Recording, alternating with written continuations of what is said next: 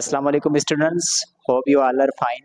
तो बेटे आज हम क्लास 9th की बायोलॉजी का आगाज़ करेंगे। क्लास 9th के बायोलॉजी के आहिस्ता आहिस्ता जितने भी चैप्टर्स हैं वो सारे के सारे हम डिस्कस करेंगे वन बाय वन। तो सबसे पहला चैप्टर आपकी क्लास 9th बायोलॉजी के अंदर जो दिया गया है, इस चैप्टर का नाम है बेटे इंट्रोडक्शन टू बायोलॉजी। ठीक है, चैप्टर नंबर 1 है आपका क्लास 9th का और इसका नाम है introduction to biology.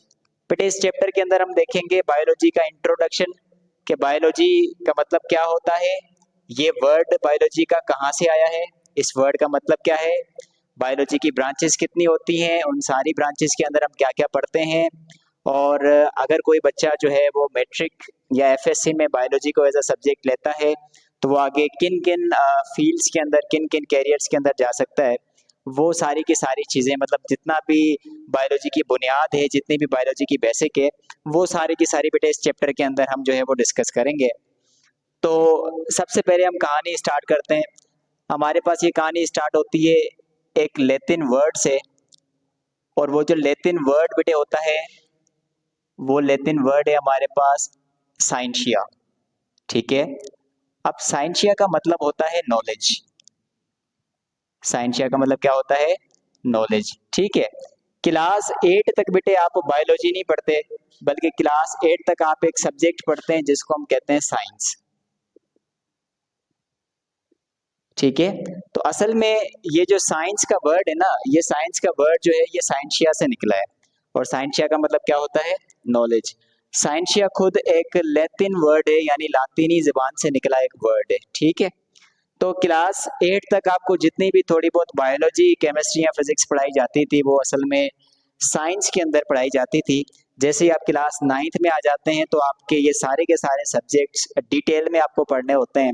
Therefore class 9th के अंदर आके आपके सारी की सारी तीनों की तीनों बुक्स जो हैं वो अलग अलग हो जाती हैं, बायो, केमिस्ट्री और फिजिक्स। ठीक है, अब अगर हम साइंस की बात करें कि व्हाट इज साइंस, साइंस क्या होती है, तो ऐसा इल्म जो हमें ऑब्जर्वेशन एंड एक्सपेरिमेंट,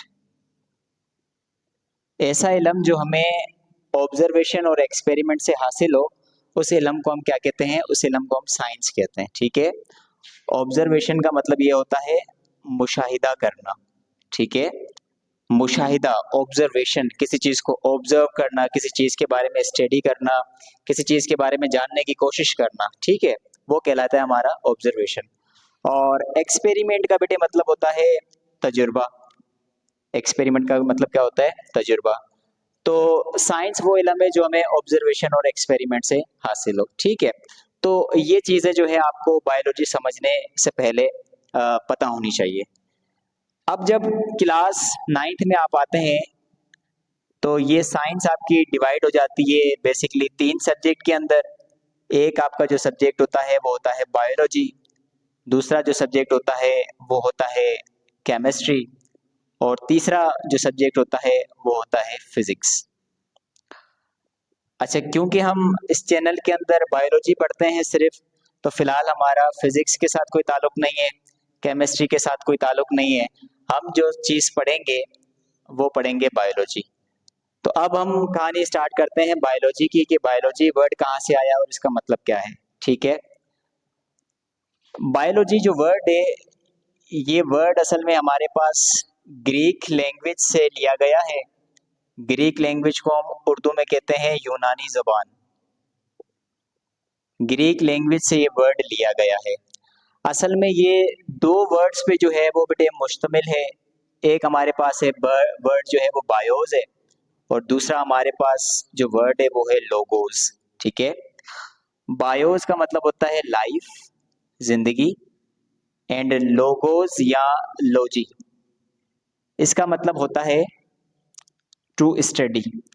ठीक है, किसी चीज के बारे में स्टडी करना, किसी चीज के बारे में पढ़ना। तो इन सिंपल बायोलॉजी के वर्ड को देख के हमें जो समझ में आ रहा है, तो biology is the study of life. बेटे बायोलॉजी जो है वो जिंदगी की स्टडी है। ठीक है, इसके वर्ड को देख के हम इसकी ये सिंपल डेफिनेशन बना सकते हैं, लिख सकते हैं। इसके अलावा अगर बायोलॉजी की थोड़ी और डिटेल में हम डेफिनेशन लिखना चाहे तो उसकी डेफिनेशन भी हम लिख सकते हैं। ठीक है, अब सबसे पहले बायोलॉजी ब्रांच किसकी है? हमने यहाँ पे पढ़ा कि बायोलॉजी साइंस की ब्रांच है, तो हम लिखते हैं कि it is the branch of science in which we deal with the study, जिसके अंदर हम पढ़ते हैं, हम स्टडी करते हैं, study about the living beings. तो ये इसकी आप कह सकते हो बायोलॉजी की एक प्रॉपर डेफिनेशन है कि ये एक ब्रांच है साइंस की जिसके अंदर हम स्टडी करते हैं जानदारों के बारे में। ठीक है, ये बायोलॉजी की डेफिनेशन हो गई। अच्छा, एक और एडिशनल एक चीज़ मैं आपको यहाँ पे बता रहा हूँ, ये आप समझ लें कि बायोलॉजी के अंदर सिर्फ जानदारों को नहीं पढ़ा जाता, बल्कि कुछ ऐसी गैर जानदार चीज़ें भी होती हैं जो कि एसोसिएटेड होती हैं लाइफ के साथ, उनको भी हम बायोलॉजी के अंदर पढ़ते हैं। ठीक है, अब जैसे कि हमारे पास बायोमोलिक्यूल्स होते हैं। अब हम ये जानते हैं कि बायोमोलिक्यूल्स जो होते हैं ये जानदार तो नहीं है, ये मॉलिक्यूल्स हैं। असल में मॉलिक्यूल सेल की तरह ना बड़ा हो सकता है, ना वो डिवाइड कर सकता है, अपने जैसे दूसरे बना सकता है, लेकिन फिर भी बायोमोलिक्यूल्स को हम जो है वो बायोलॉजी के अंदर पढ़ते हैं और बड़ा डिटेल में पढ़ते हैं क्योंकि ये एसोसिएटेड है लाइफ के साथ। ठीक है, तो इस तरह की नॉन लिविंग चीज़ें भी हम बायोलॉजी के अंदर डिस्कस करते हैं। सही है, इसके अलावा आपकी बुक में एक क्वेश्चन दिया गया है यहाँ पे, एंड वो क्वेश्चन है व्हाट इज लाइफ? जिंदगी क्या है बेटे? फिर इसके आंसर में वो लिखता है कि life can not define properly. बेटा, ये एक ऐसा सवाल है जिसको आप प्रॉपरली डिफाइन ही नहीं कर सकते। ठीक है, क्योंकि देखें, अगर हम इस्लामिक पॉइंट ऑफ व्यू से देखें, हमसे कोई पूछता है कि जिंदगी क्या है, तो हम कहते हैं भाई जिंदगी अल्लाह ताला की तरफ से हमें एक तोहफा है, एक इनाम है। ये बात भी सही है, लेकिन ये बात इस्लामिक पॉइंट ऑफ व्यू से सही है, पूरी दुनिया इस बात को नहीं मानेगी। जैसे कि हमारे पास एथियस्ट होते हैं। एथियस्ट ऐसे लोग होते हैं जो कि खुदा को, अल्लाह को नहीं मानते, किसी को भी ना, तो वो इन चीज़ों के ऊपर यकीन नहीं करते। फिर हमने यहाँ पे फिर हमने ये कहा कि life can not define properly, जिंदगी को जो है वो प्रॉपरली डिफाइन नहीं किया जा सकता, लेकिन हाँ कुछ ऐसे हमारे पास लाइफ प्रोसेसेस हैं जो डिफरेंशिएट करते हैं एक जानदार और एक गैर जानदार में। यानी कि वो जो लाइफ के प्रोसेस हैं वो सिर्फ जानदार करेगा, और जो वो करेगा हम बोलेंगे कि हाँ यार ये जानदार है, यही इसी की लाइफ है, यही लिविंग बीइंग है। ठीक है, और जो वो प्रोसेस नहीं करेगा वो चीज होगी गैर जानदार। तो इसी तरह से बेटा बायोलॉजी के अंदर जानदार और गैर जानदार को जो है वो डिफरेंशिएट किया गया है। अब वो जो प्रोसेसेस हैं उनमें से कुछ प्रोसेसेस हम यहाँ पे लिखते हैं वन बाय वन करके। जैसे कि उनमें से पहला प्रोसेस है डाइजेशन, दूसरा है बेटे रेस्पायरेशन, तीसरा प्रोसेस हमारे पास है मेटाबॉलिज्म, उसके बाद है ग्रोथ, देन हमारे पास है मूवमेंट, एंड उसके बाद हमारे पास है डेवलपमेंट।